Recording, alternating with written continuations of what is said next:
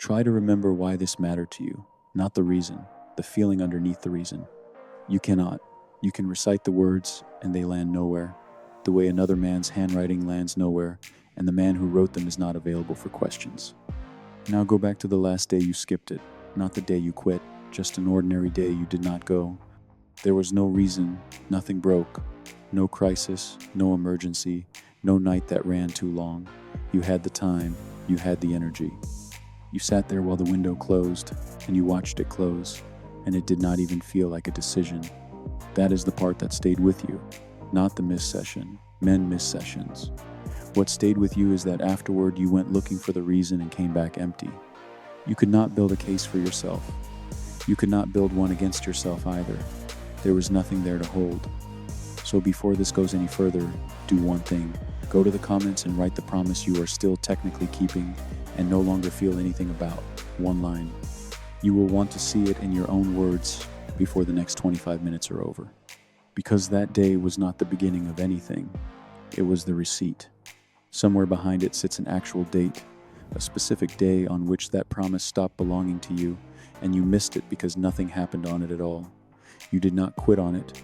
You did not weaken on it. And that date is not a mystery. It can be calculated. The date is the last morning it felt obvious. Not the last morning you did it. The last morning you did not have to decide to. Go and find it. Most men who look honestly land somewhere in the first 2 weeks. Some land in the first 4 days. Now count forward to the day you actually stopped. 5 weeks, 6, 2 months. Everything between those 2 dates was residue. You were running on a state that had already ended, calling it commitment, and nobody told you it was over. The behavior outlived the reason by more than a month. The whole time you believed you were being consistent, you were coasting to a stop. This is what almost no one understands about discipline. Men are not destroyed by the day that goes wrong. They are destroyed by the 50 days that go fine. Nothing in those days announces itself. No crisis, no failure, no moment you could mark on a calendar. You are still showing up, your record is clean, and underneath the clean record, the thing that made the record possible is draining out at a rate you have no instrument to read. So here is what is coming. You will see why the man who made that decision was never going to be the man who has to keep it, and why that is a documented property of the human mind rather than evidence about your character. You will see what actually crosses the distance between those two men, because it was never going to be motivation. And you will learn to tell a flat day from a finished one, which is the distinction that quietly decides whether you get the next 10 years or watch them leave. But first, look directly at what took those weeks from you. On this channel, we have named the voice that argues the terms before you act. We have named the one that puts you on trial after you break. This one has no name yet, because it has no voice at all. It never argued with you. It never accused you. That is precisely why you never defended yourself, and it is why it has cost you more than the other two combined. It is called the gray stretch. It is the distance that opens after the feeling leaves and before the results arrive. Every commitment worth making has one. It begins earlier than you think, and it lasts longer than you were built to tolerate. And almost every man who loses something he swore to loses it in there. The gray stretch has no vocabulary because it has no use for one. It is not trying to persuade you. There is nothing to persuade you out of. It only has to wait. Understand how strange that makes it, because you have met the other two. One argues the terms before you act. Later, less, lighter, tomorrow. It sounds like reason, and it moves like erosion. The other arrives after you break something, and it stops arguing about the work and starts arguing about you. Both of those are opponents, and an opponent, however brutal, gives you the one thing that makes a man dangerous. Something to push against. You can lose to an opponent and still know you were in a fight. You can be beaten and still learn the shape of the thing that beat you. The gray stretch never gives you that. It does not attack. It subtracts. Watch how it actually takes a man apart, because none of these moves feel like an attack while they are happening. It removes the opponent first. No voice, no argument, no verdict, and you read the absence of struggle as the absence of danger, because that is how struggle has worked your entire life. You have an alarm for resistance. You have no alarm for quiet. Then it takes the meaning and leaves the behavior. This is the move that costs men years. It does not stop you going. It empties what going is for. So the standard stays exactly where it was, the same size, the same schedule, and it simply stops pressing on anything. It becomes weightless. It is still on your calendar, and it is no longer attached to a single thing you care about. And there is no moment at which that transfer registers, because nothing about your week changed. You know the texture of it. The alarm goes off and there is no argument in the room. You get up, you go. You do the work at the correct weight for the correct number of sets. You drive home, and at no point in any of it does anything happen inside you at all. It is not hard. That is the disorienting part. It is not hard, and it is not anything else either. You keep waiting for the day to hand something back, and it keeps handing you nothing, politely, on schedule, for weeks. And then it uses your clean record against you. You are still showing up, nothing is broken. So no part of you calls for repair, because you have no protocol for this. You know what to do when you fall. You have rehearsed it. You have no idea what to do when absolutely nothing is happening. By the time the behavior actually stops, the real loss is weeks old and left no evidence. That is the answer to what has been bothering you since the beginning of this. You went looking for the moment you quit and found nothing there, and you assumed the emptiness was a fact about your character. It was not. The emptiness was a fact about the enemy. You were searching the wrong week. Now understand what that cost you beyond the habit itself, because this is the part almost nobody sees. Every other defeat in your life teaches you something. The day you break under pressure teaches you where your limit sits. The night you talk yourself down teaches you the sound of your own excuses. Those are expensive lessons, and you keep them. The gray stretch teaches you nothing.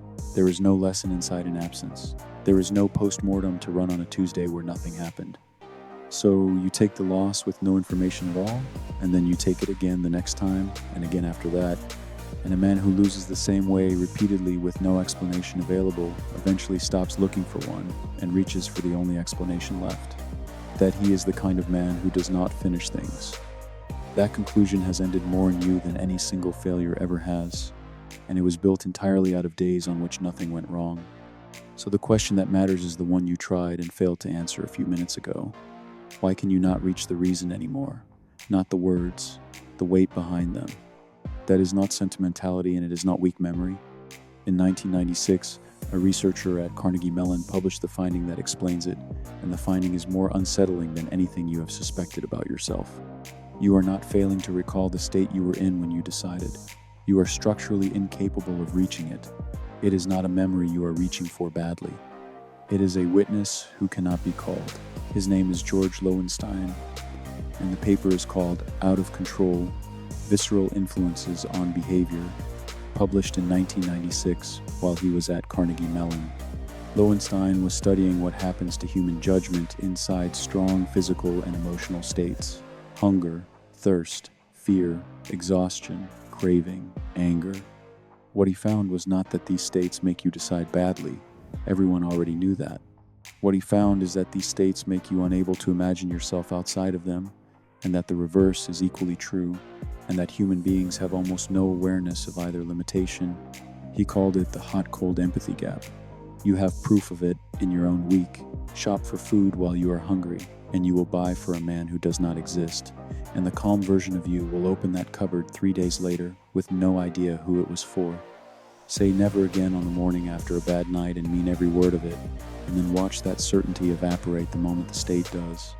Plan tomorrow at 11 at night and notice how generous you are with a stranger's morning. That stranger is you.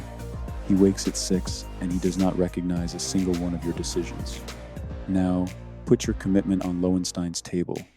You made it in a hot state. It does not have to have been dramatic. It might have been quiet, but something was live in you. Something had just landed, and in that state the decision was not heavy at all. It was obvious. It was relief. You were not forcing yourself into anything. You were, for once, agreeing with yourself. And Loewenstein's finding says something specific about that man. He was not able to picture you. He was not lying to himself, and he was not weak. He was building a plan for a version of himself he was structurally incapable of imagining.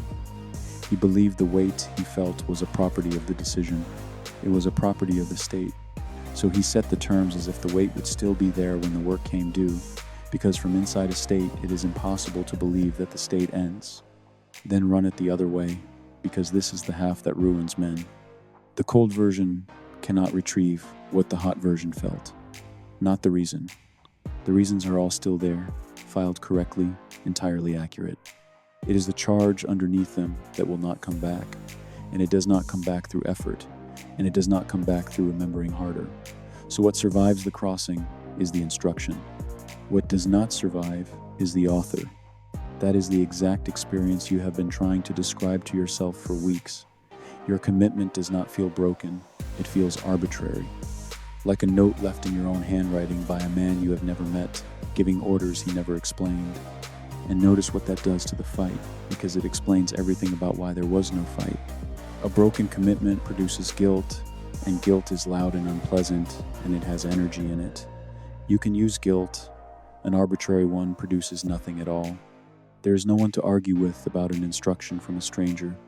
There is nothing to defend, nothing to betray, nothing to feel.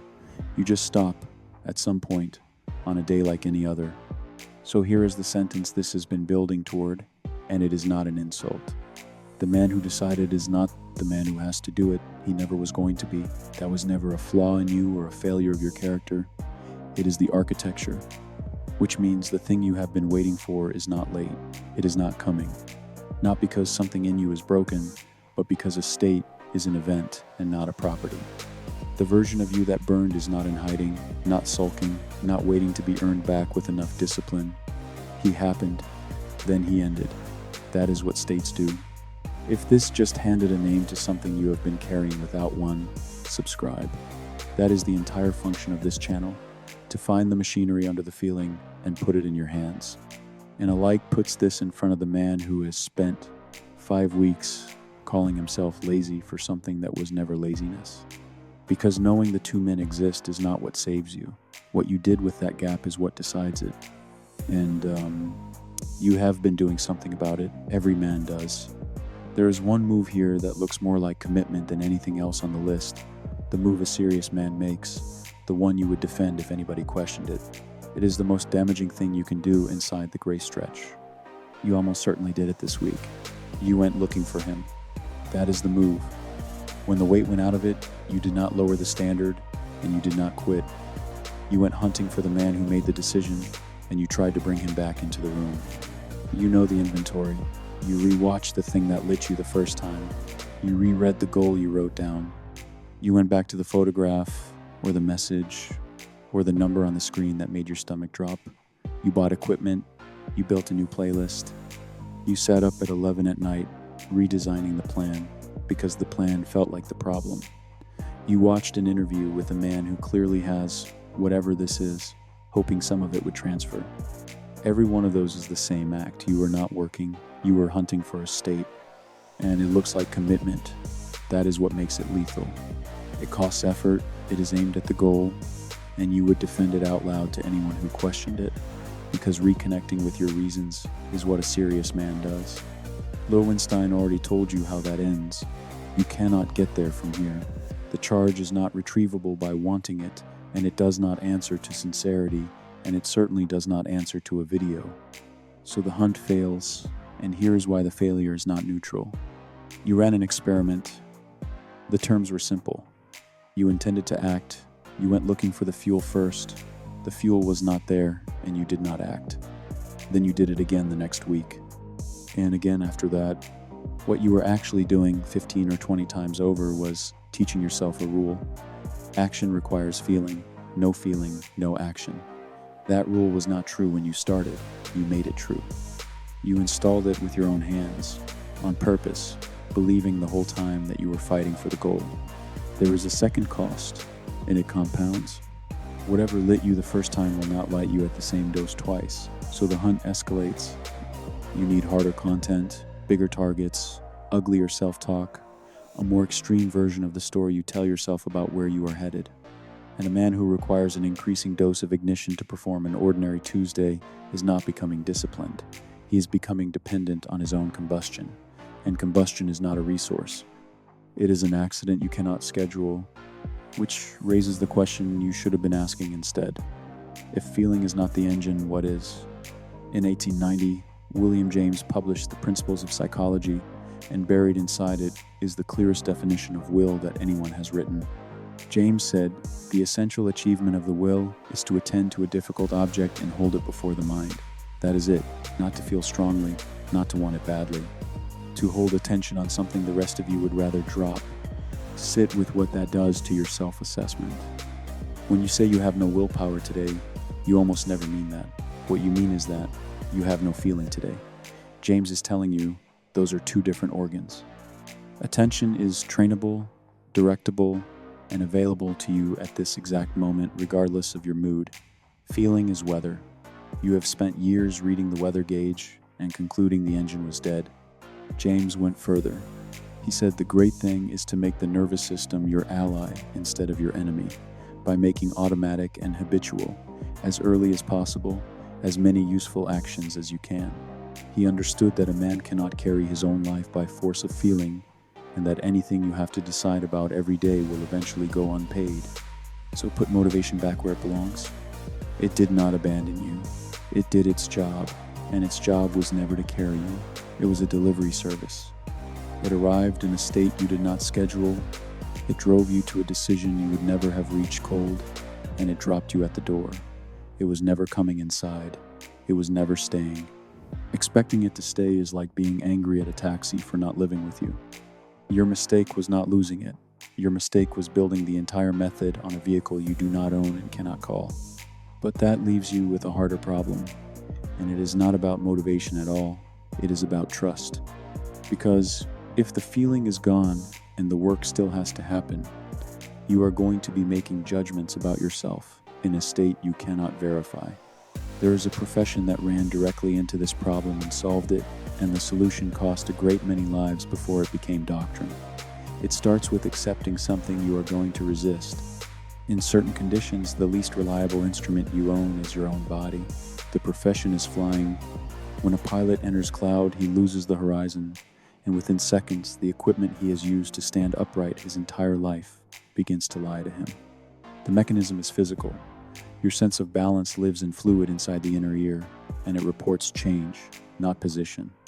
Hold a gentle turn for 20 seconds, and the fluid settles. The sensation of turning disappears, and your body reports with total confidence that you are flying straight and level. You are not. You are in a slow banking descent, and every instinct you own is telling you the aircraft is fine. Pilots have a name for what happens next: the graveyard spiral. The man feels level, sees he is losing altitude, and pulls back on the controls the way any sensible person would. In a bank, pulling back does not raise the nose, it tightens the turn, so he descends faster and pulls harder, and the ground arrives while he is doing exactly what his body assured him was correct. In 1954, researchers at the University of Illinois flew pilots with no instrument training into simulated cloud. The average time before loss of control was 178 seconds. Under 3 minutes, these were not careless men, they were men trusting the only sensor they had ever needed. So, aviation built a doctrine out of it, and the doctrine is one sentence: in cloud you fly the instruments, and you do not negotiate with what your body is telling you, no matter how certain it feels. Now look at where you have been standing for 5 weeks. The gray stretch is cloud. The absence of feeling is not a report on your commitment, on your character, or on the value of the thing you chose. It is the fluid settling. It is the sensation of level inside a slow descent. And your body will keep filing that report with total confidence every single morning until you stop treating it as information, which means you need instruments. 3 things cross the distance between the man who decided and the man who has to do it. Not one of them is a feeling. And the first has to be written down before you need it by hand, by a man who will not exist by the time you read it. The third transfer is the panel. You install readings that do not depend on your state, and on gray mornings you obey them instead of consulting yourself. The number moved, the pages exist, the session was logged. Boring, countable, physical, and completely indifferent to how you feel about any of it. The discipline is in the order. You read the panel before you consult yourself. never after. Because once your body has filed its report, you will read every number through it, and a man in that condition can look at genuine progress and feel nothing but the fluid settling, and understand what the panel is not for. It is not there to motivate you. If a number lifts you, that is a bonus, and it is irrelevant, exactly like the testimony. The panel exists to be true on a morning when you are not able to be. The instrument never argues with the sensation. It simply outranks it. Now, the part that keeps all of this from turning into something that breaks you, everything you just heard becomes cruelty if you apply it to the wrong condition. Because there are two versions of nothing is there, and from the inside they are almost identical. The gray stretch survives by impersonating the second one. Flatness is the feeling leaving while the capacity stays. Depletion is the capacity leaving. One is weather, the other is a signal. Most men quit the first believing it was the second, and a smaller and more damaged group of men run themselves through the second believing it was the first, and both of them end up in the same place holding a body or a mind that will not answer anymore. So the test is not a feeling check. It runs on markers you can point to, chosen while you were thinking clearly. Sleep across the last several nights, illness, injury, sustained load with no break in it. And whether the panel is declining rather than simply flat, because a declining panel is data and a flat one is not. If it reads flatness, you go at the size you set and you do not open the matter for discussion. If it reads depletion, you go at the reduced size that was already written down before today, and you go inside a window you already defined. Both of those are set now, in writing, while nothing is wrong. The reduced size has one rule. It has to be a version you would still complete with a fever and 4 hours of sleep behind you, and it has to be unmistakably the same activity rather than a substitute for it. A walk is not a lighter run. It is a different thing, and some part of you knows that even while you are pretending otherwise. Write the actual number down, the minutes, the pages, the sets, so that there's nothing left to interpret on a morning when you are in no condition to interpret anything. And the window has an edge, which you also set now. Not when I feel better, because that is a date that does not exist, and every man who has used it knows how it ends. A specific count of days at the reduced size, after which you are back at full size, regardless of what the morning is telling you. A number written down on a clear day cannot be revised by a tired one. What you do not do is make that diagnosis at the door. A pilot in cloud does not decide mid-descent which of his senses to believe.